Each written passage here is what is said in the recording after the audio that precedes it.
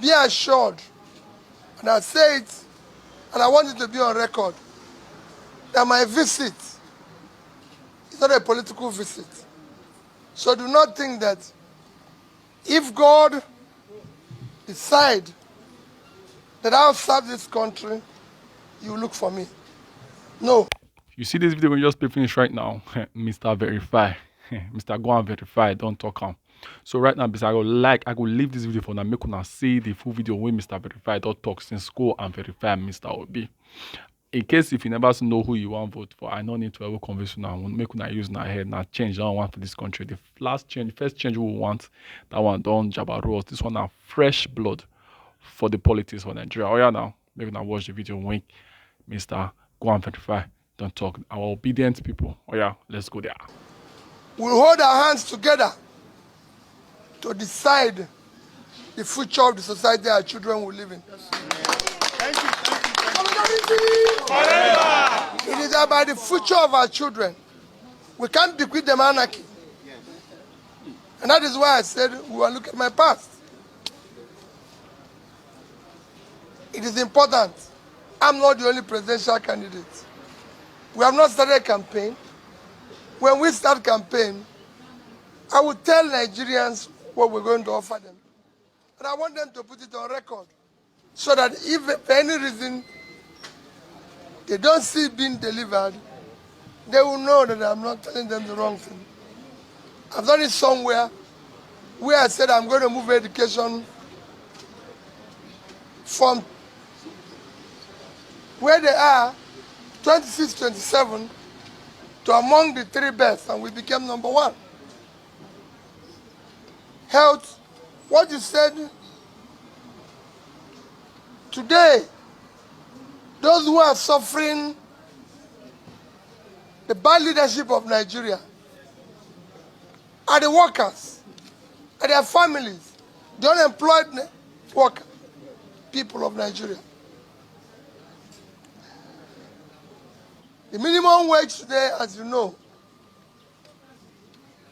you'll be lucky if it buys your family food.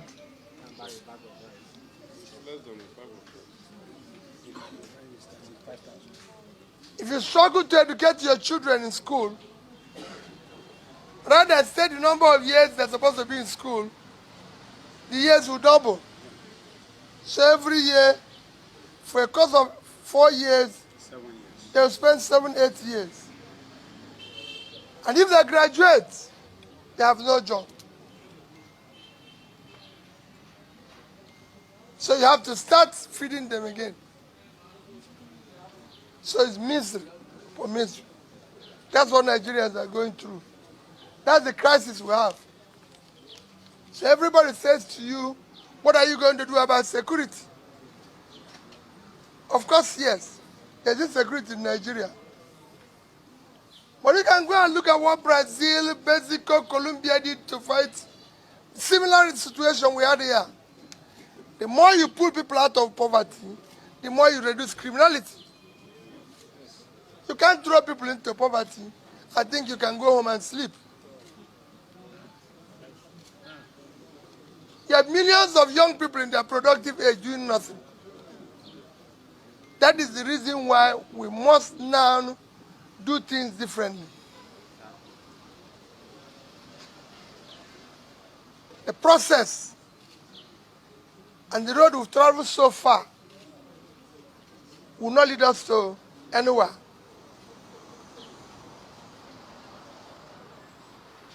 We need to change. We need to do the right things. And that is what we're doing now. By coming to you, this is a courtesy call. We will sit down with your leadership to discuss. All Nigeria do today, like I said, is sharing. We're not a producing country. Kenya, I'm not talking about first world, exported last year flour of over $500 million.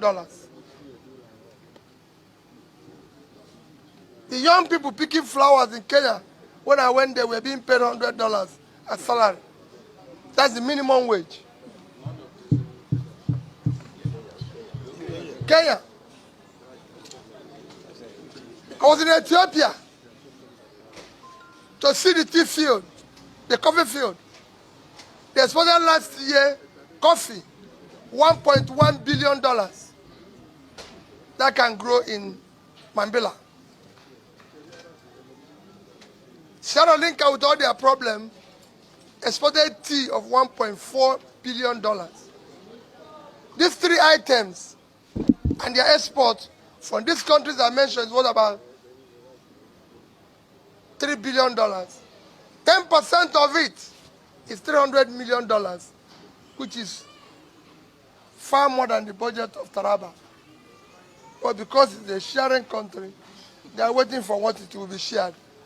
That's why I said I will remove sharing formula and replace it with production formula, so we can create jobs.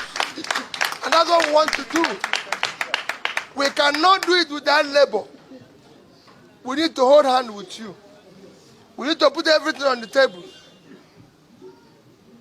We can no longer live in a country where our hard-working people are not paid.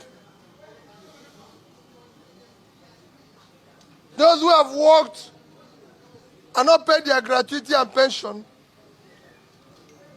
and will allow one person to steal 80 or 100 billion.